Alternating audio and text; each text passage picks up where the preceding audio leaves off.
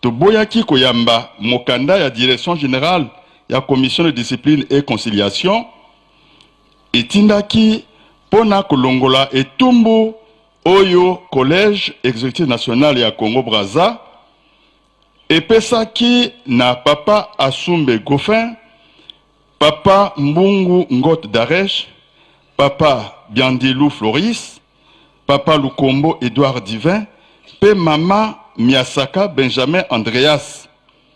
Likanisi na biso ezalaki ete papa Katembo Meya Amonio, représentant légal premier suppléant président général ya commission de discipline, moto asalaki yango na ndenge na ye nzokande eutaki na lotomo na yo.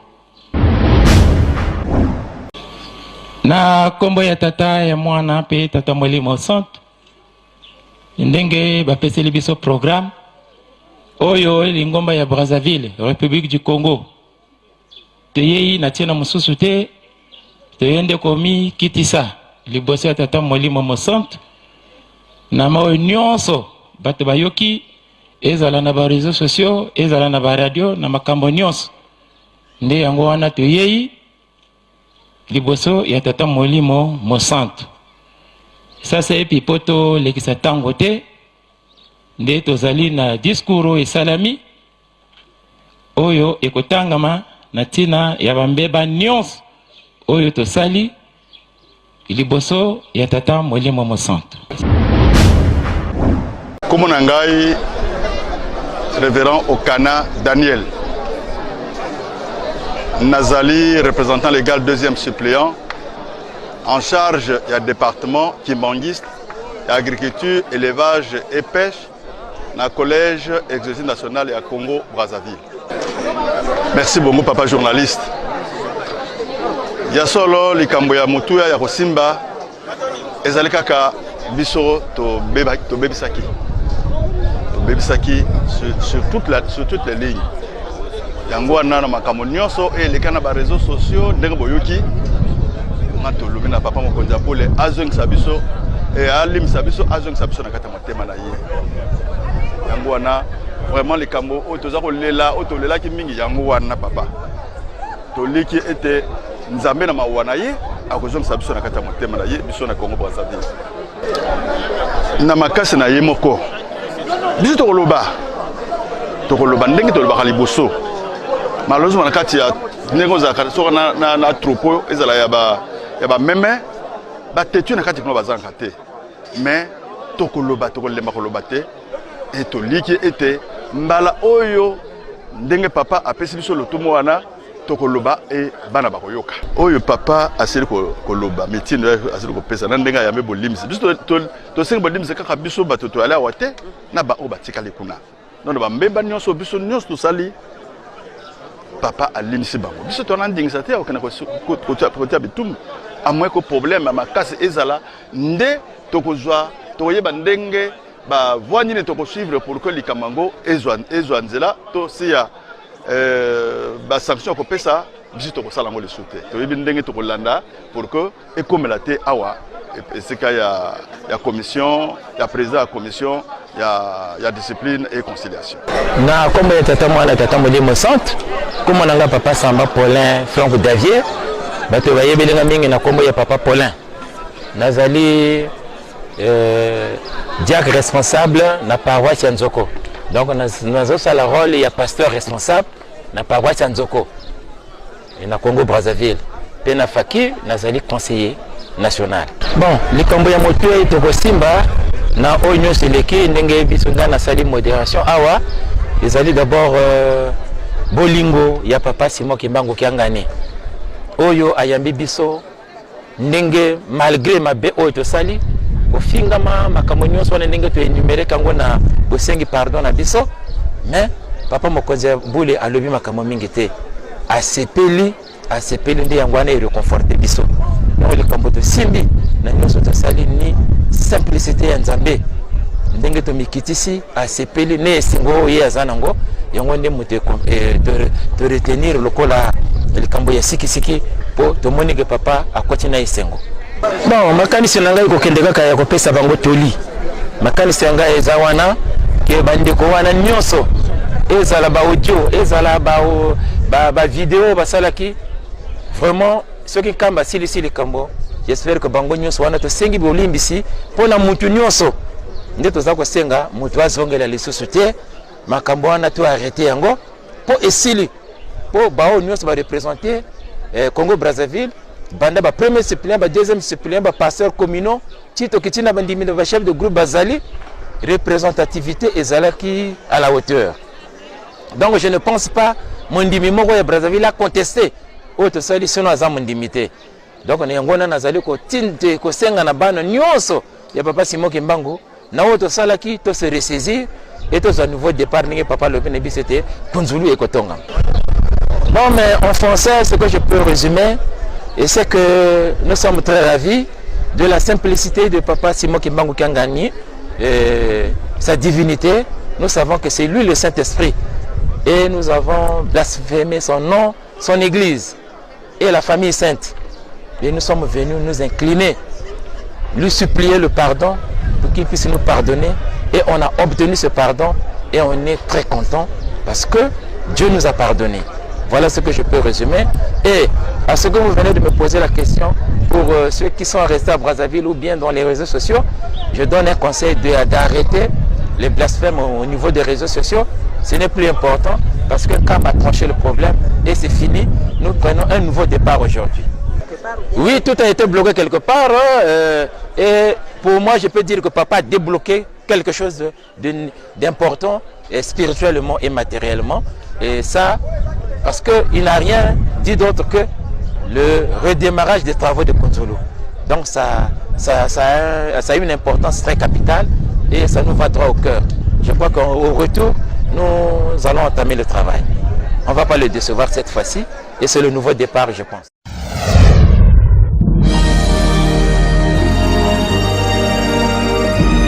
La vérité, écoutez Kalabele, la vérité.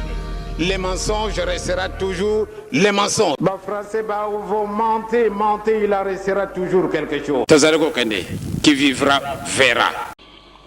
Maloba ya bosengi bolimbisi ya lingomba ya Congo Brazza epa ya tata Simon Kimbangu Kiangani mokonzi ya bule pe mokonzi ya lingomba okombo ya tata mwana pe tata molimo santu tata Simon Kimbangu Kiangani biso bana na yo bakimbangiste ya Congo Brazzaville toye liboso na yo na tini ya kosenga bolimbisi Bona maimanso masalemi na biso mei pe na nzela ya ba réseaux sociaux. Ndenge toboyaki koyamba mokanda ya direction générale ya commission de discipline et conciliation etindaki pona kolongola etumbu oyo collège exécutif national ya Congo Brazza epesaki na papa Asumbe Goffin Papa Mbungu Ngot Daresh, Papa Biandelou Floris, Papa Lukombo Edouard Divin, Pe Mama Miasaka Benjamin Andreas. Klikanis Nabiso ezalaki était Papa Katembo Mea Amonio, représentant légal premier suppliant président général, ya commission de discipline, Moto Asalaki Yango, Nandeng na ye, Nzokande eutaki na lotomo na yo. Nzambe na biso. Ozale kote ya biso tango yiso ete bakongo misato esimba Afrique ekosimba mokili mobimba. Obakisaki ete papa Diangue na Kontiema Joseph akebisaki biso ete tobebisa te noki tokozonga na boombu ya 3 siècles. Epai wapi bamindele bakoboma bato na biso banso ya mayele pe ba commerçant bato na bato ya bozwi olobili susu ete papa Diangue na Kontiema Joseph na Kunzulu abomaki nyoka oyo ezalaki kotia bokabwani kati na biso bongo bokabwani oyo ezali kowuta lisusu wapi papa tososoli ete tobebisi yango toyei kosenga bolimbisi na tina ya bambeba eye ya liboso mokolo oyo révérend Abialo Benjamin, président du collège exécutif national ya République du Congo, ayaki na nkamba komonana na yo tata mokonzi ya bule pona kopesa rapport ya mosala mpe koyebisa yo posa ya collège ya Congo Brazza pona kopesa bitumbu na baye totangi bakombo na likolo yo oyebisaki na révérend Abialo Benjamin ete apesa bango bitumbu te kasi apesa bango mateya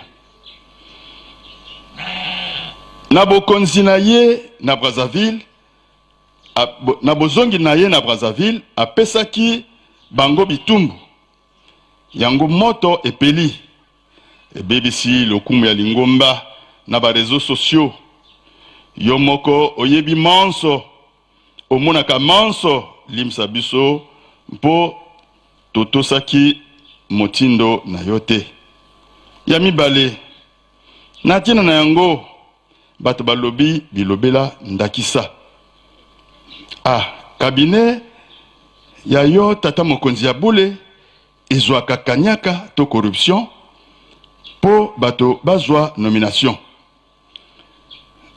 Petit B, papa conseiller direct papa Zako afingami mingi na likambo oyo ayebiti na te pe tozangi ko reconnaître autorité na ye, donc tozangi botosi na famille sainte. Petit C, papa président général et la commission de discipline et conciliation révérend Katembo Meya Amonio, représentant légal premier suppléant président général et la commission de discipline afingamaki mingi tokanisaki ete maye asalaka yango na ndenge na ye moko nzokande lotomo euta epai na yo papa. D, bambute ya commission de discipline pe bafingami mingi ete bazali batono vide tolobaki petit e tolobaki ete tokobengisa batomboki ya 26 égale à 1 tosangana na bango bongo tokotala soki nkamba akosala biso nini. Petit f elobamaki ete ba surveillant oyo balanda papa Mambu Senga bazali na raison po bamonaki mosika.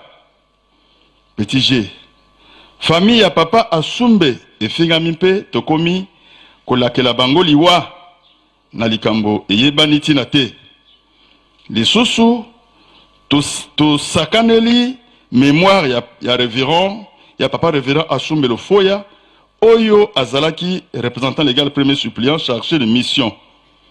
Petit H tolobi pona nini Congo Brazza ekotambolisama kaka na RDC bakonzi boni ya Congo Brazza bazali bakonzi na RDC na lingomba.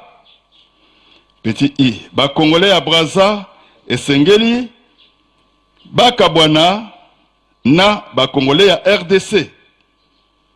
J ndeko moko ya Faki Brazza alobaki ete soki azalaki conseiller ya tata mokonzi ya bule mbele tata mokonzi ya bule asalaka ba faute oyo azali kosala te. Petit K ndeko mosusu ya Faki Brazza abakisi ete esengeli batambwisi ya Faki Brazza baponamaka na bango moko na nzela ya ba assemblée générale kasi baponama na ba nomination ya tata mokonzi ya bule te.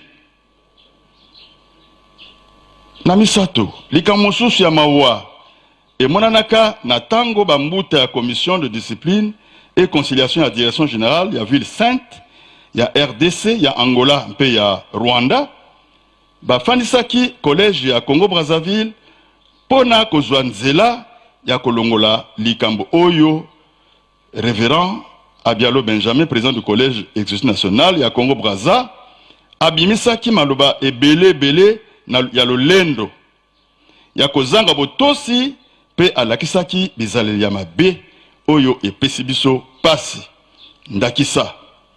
Petit A alobaki mpenza aboyaki penza komikitisa pona kobikisa milimo ya bana ya Congo Brazza. Petit B alobaki ete azalaka na kanda makasi na Asumbe Gofin osoki abungisaki mosala na ye ya secrétaire exécutif national eutaki na ye. Si alobaki ete soki ayaki na audience le 31 janvier pe le 1er février 2022 ezali po ete tata mokonzi ya bule nde atindaki ye. Petit D naino audience esili te abimi na ndenge na ye moko azongi ndako asundoli lisanga wana ezalaki lolendo pe sabotage ya lingomba. Petit E maloba na ye ya lolendo ya komikumisa mpe kozanga komikitisa elobamaki mingi bapesaki ye mate ya mingi kasi ayokaki te. Petit F apesaki lisese ya koloba ete tata moko akendeki na zamba na mwana na ye. Tata asengaki na mwana na ye amata ete amata likolo ya nzete atala esika nini mokili ezali kokufa. Tata afongoli biloko bamimaki abandi kolia. Mwana atali na se amoni tata azali kolia.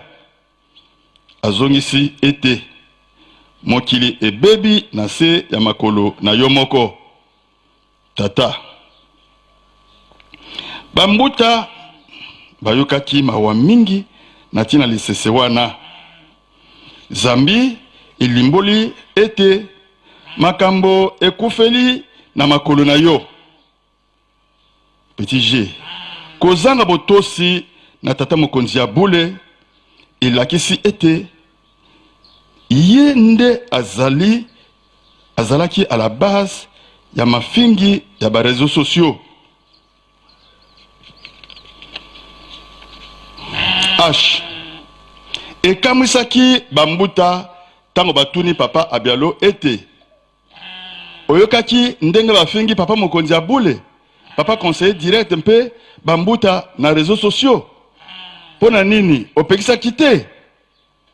Ya zongisaki ete bafinga te etalinga ite ya mibale bambuta batuni ye tango bandimi na yo bazali koloba ete bakosangana na bato na 26 yo olobi na bango nini. Azongisaki ete etali ete nyonso wana ezali mabe makasi elakisi ete tozali kotosa yo te tomi poneli nzela na biso mosusu. Tata mokonzi ya bule na botali maimanso emonani mpe elobami toye komibwaka na makolo na yo pona kosenga bolimbisi kobwaka biso te. Zongisa biso na motema na yo tinda biso tokotindama pona kotonga nkamba ezali lobiko na biso banso. Awa na nkamba nde tata Simaki Mbango abotama akola akangama mpe ayaki kofanda libela. Bongo biso tokokenda lisusu wapi? Olobi lisusu ete Congo Brazza ebebi obakisi ete soki Congo Brazza lingi atikala na ye nzambe na biso kotika biso te. Esenga na biso lobiko na biso ezali na maboko na yo. Bongola biso ndenge obongola ndike akopola ekoma ya kitoko. Limbisa biso papa na kombo ya tata mwana mpe tata molimo santo. Amen.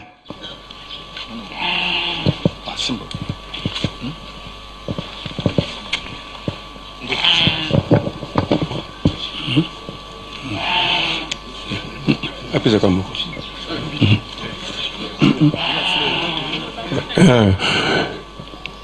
na sima kati na yo pe bana na yo ya Congo Brazzaville toye pe na pigeon po atila solo papa tomoni ete esika nyonso kotinda biso tokokende kaka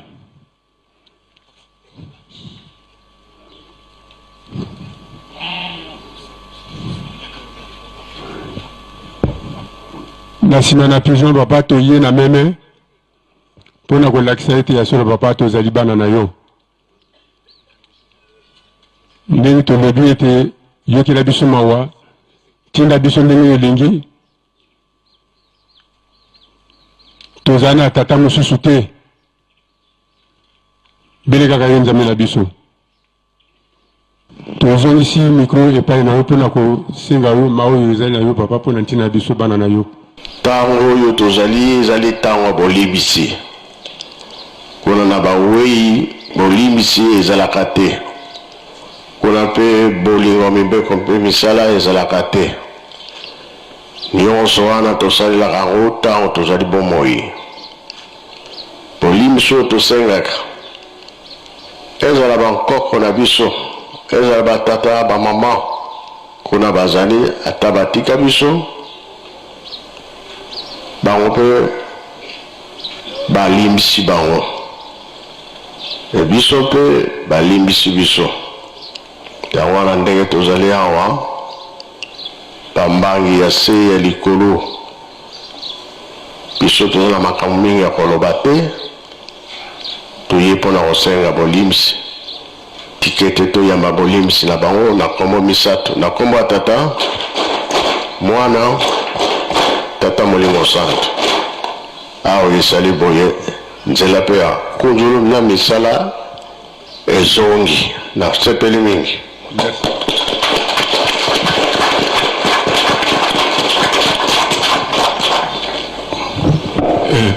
toyamba maye nyonso papa lobi na biso na kombo ya tata mwana mpe molimo santo na kombo ya tata ya mwana molimo santo papa tosengi mpona libondeli tobondela na kombo ya tata mwana mpe tata molimo santo bobatelaki biso na butu bobatela biso mpe na moi ntango oyo tozali ezali ntango ya bolimbisi kuna na bawei bolimbisi ezalaka te kuna mpe bolingo mibeko mpe misala ezalaka te tosalelaka yango ntango tozali bomoi oyo nyonso mabaku tobetaki kambo tolobaki tosalaki yango nde toyei kosengela bolimbisi tozali kaka bana na yo totie likete na oyo tosengi bino boyambi biso